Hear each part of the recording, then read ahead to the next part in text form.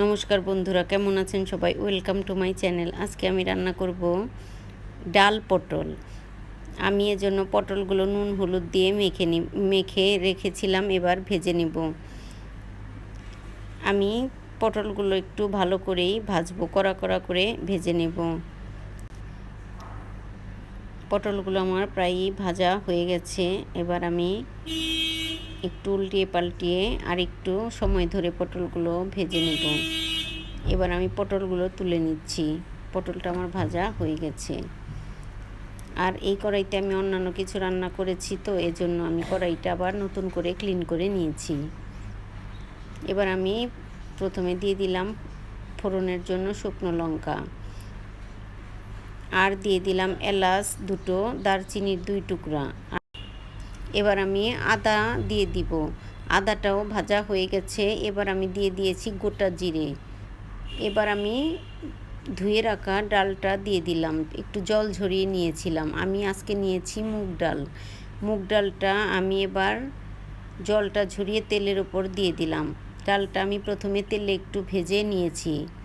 এবার দিয়ে দিলাম নুন, হলুদ গুঁড়ো, ধনিয়ার গুঁড়ো আর সামান্য লঙ্কা গুঁড়ো। এই সব মশলা দিয়ে আমি একটু ডালটাকে কষিয়ে নিব। এবার আমি দিয়ে দিলাম একসাথে বেটে রাখা জিরে বাটা, আদা, জিরে, কাঁচামরিচ আর বাদাম। এই মশলাটা আমি 1 চামচের মতো দিয়েছি। আর এবার আমি পটলগুলো দিয়ে দিলাম, ভেজে রাখা পটল।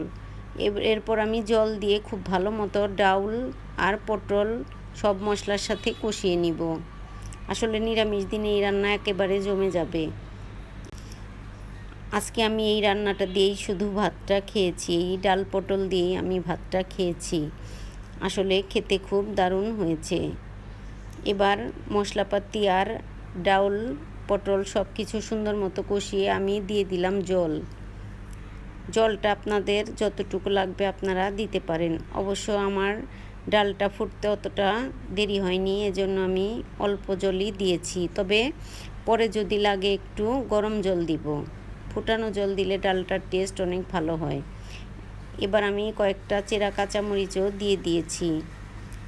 এবার শুধু ডালটা সিদ্ধ হবার পালা। অবশ্য মুগ ডাল সেদ্ধ হতে অতটা সময় লাগে না। দেখুন বন্ধুরা, রান্নার কালারটা কতটা সুন্দর আসছে।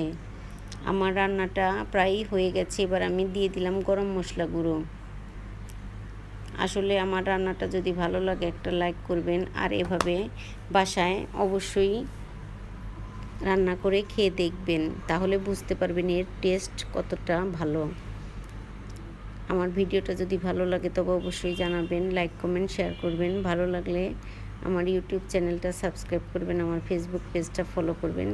ভিডিওটি দেখার জন্য সবাইকে অসংখ্য ধন্যবাদ। আমি চুলা থেকে তরকারিটা নামিয়ে নিয়ে